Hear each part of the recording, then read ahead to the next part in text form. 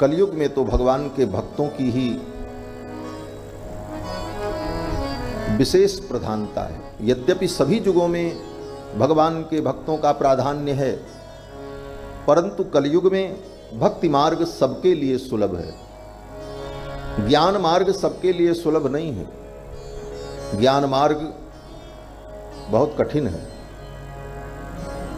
ज्ञान के पंथ कृपाण की धार। गोस्वामी जी कहते हैं ज्ञान का मार्ग तो कृपाण की धार है। कृपाण बोले तो तलवार। तलवारें बिछा दी जाएं और उसकी धार ऊपर कर दी जाए और उस पे चलना पड़े तो कितना कठिन है। चूक जाओ तो पैर कट जाए और गिर जाओ तो शरीर में जहां लगे वहीं कट जाए। तो ज्ञान का मार्ग तो कृपाण की धार के समान है, बड़ा कठिन है। और ज्ञान मार्ग में पतन होने का भय होता है। क्यों बोले ज्ञान मार्ग में ज्ञान की सिद्धि हो ये विलंब होता है, लेकिन ज्ञान का अभिमान पहले आ जाता है कि हम बड़े ज्ञानी हो गए। ज्ञान मार्ग में ज्ञान से हमें परम कल्याण की प्राप्ति हो ये तो बाद में होगा, लेकिन ज्ञान का अभिमान ज्ञानाभिमान पहले आ जाता है और ज्ञानाभिमान आने पर उसका पतन हो जाता है।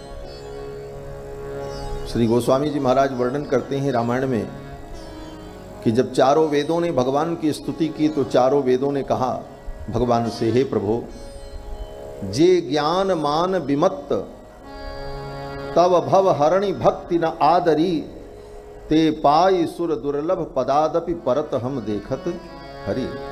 जे ज्ञान मान विमत तव भव हरणि भक्ति न आदरी। जे ज्ञान मान विमत तव भव हरणि भक्ति न आदरी, ते पाई सुर दुर्लभ पदादपि परत हम देखत हरि। ते पाई सुर दुर्लभ पदादपि परत हम देखत हरि।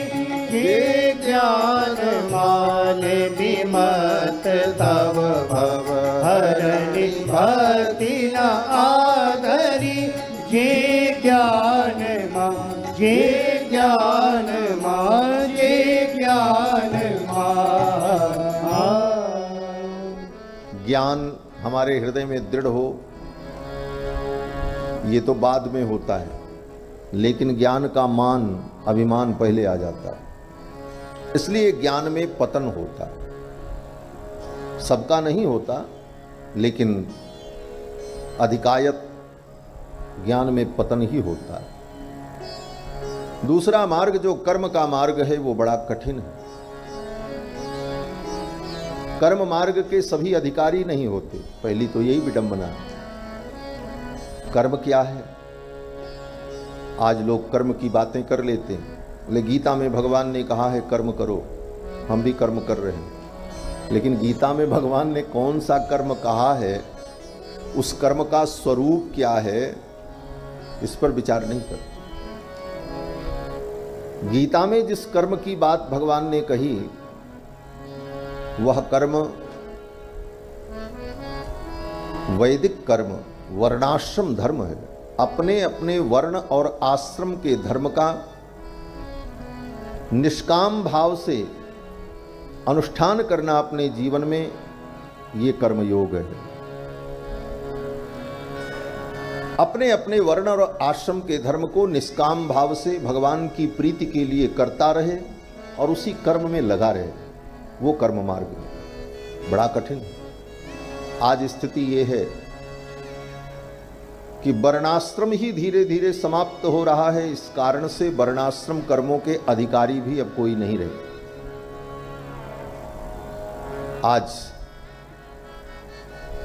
अपने वर्ण का और अपने कर्म का किसी को ज्ञान ही नहीं है। मेरे लिए कर्तव्य क्या है,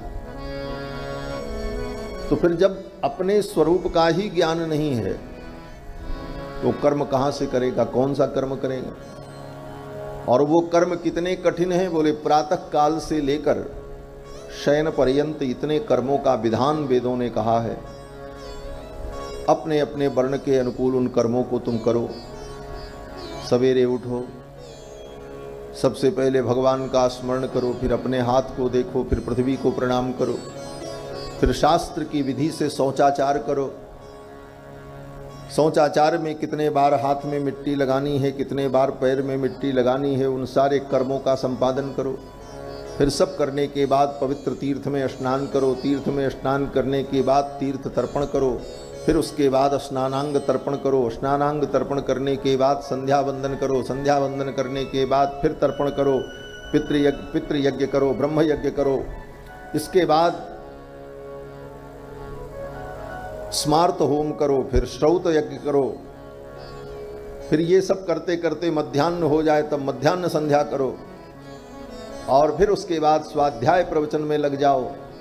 और फिर ये सब करते करते सायंकाल हो जाए तो सायंकाल फिर संध्या वंदन करो, फिर अग्निहोत्र करो, फिर उन सारे कर्मों को करो, वैश्वदेव को करो। ये सब करते करते रात हो जाए, तब रात में थक करके सो जाओ, फिर सवेरे से लग जाओ। ये कर्म है, इतना सरल थोड़ी। गीता में भगवान ने जिन कर्मों का वर्णन किया, यज्ञ दान तप कर्म पावनानि मनीषिणाम्।